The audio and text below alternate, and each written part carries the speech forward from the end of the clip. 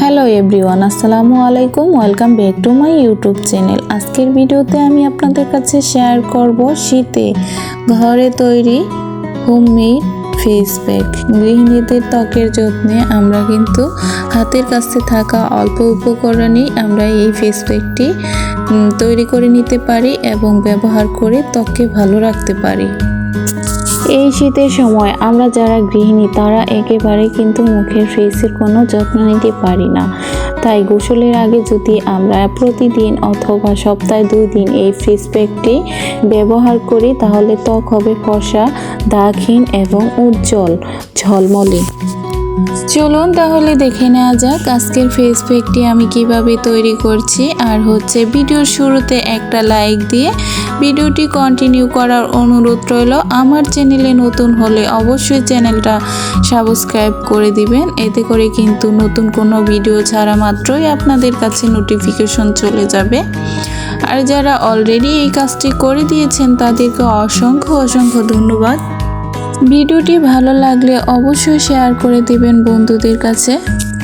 আজকের ফেস প্যাকটি তৈরি করতে আমার লাগবে চাউলের গুঁড়া, দুধ আর মধু। এই 3টা উপকরণ কিন্তু আমাদের ঘরে কম বেশি থাকেই। আর এই 3টা উপকরণের মাধ্যমে একটা ফেস প্যাক তৈরি করে কিন্তু আমরা মুখটা খুব ভালোভাবে উজ্জ্বল করতে পারি, আর কি দাগহীন উজ্জ্বল মসৃণ করে নিতে পারি। এই শীতে ত্বক কেমন হয়ে যায় আর এটা ব্যবহার করলে অনেকটা সফট হয়। তো এই মাত্র 3টা উপকরণে মাধ্যমে আমরা ঘরে বসে কিন্তু মুখটা ক্লিন করে নিতে পারি। এটি ব্যবহারে ত্বক হবে ফর্সা এবং দাগহীন। তো চলুন দেখে নেওয়া যাক, আমি ফেসটি তৈরি করে দেখিয়ে দিচ্ছি কিভাবে তৈরি করতে হবে।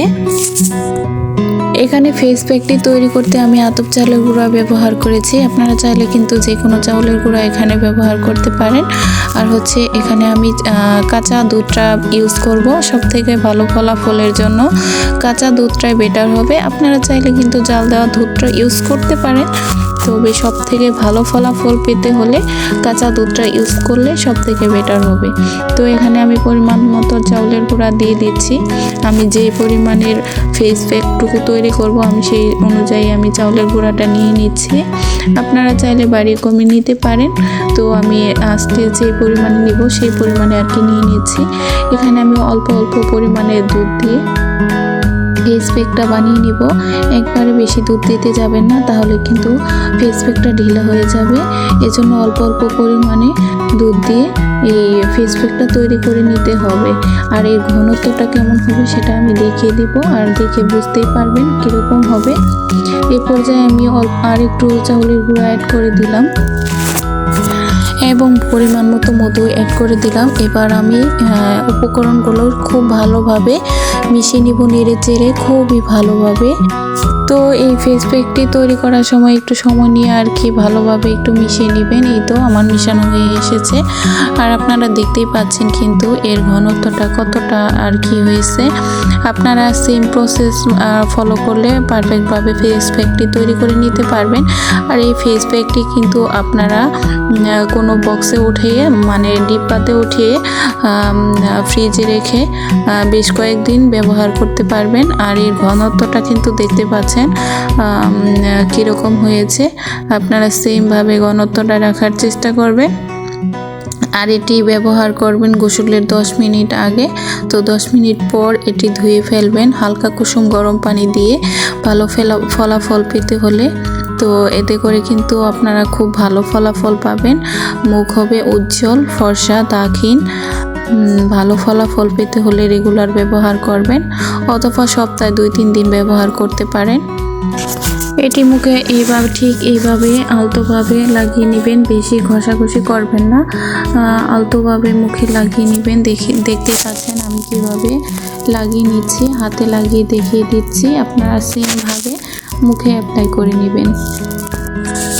এটি অ্যাপ্লাই করা 10 মিনিট পর ধুয়ে ফেলবেন। আর ধুয়ে ফেলার পর আপনারা নিজেই বুঝতে পারবেন আপনাদের ত্বকের কি সুন্দর গ্লো এবং উজ্জ্বল ভাব চলে আসবে।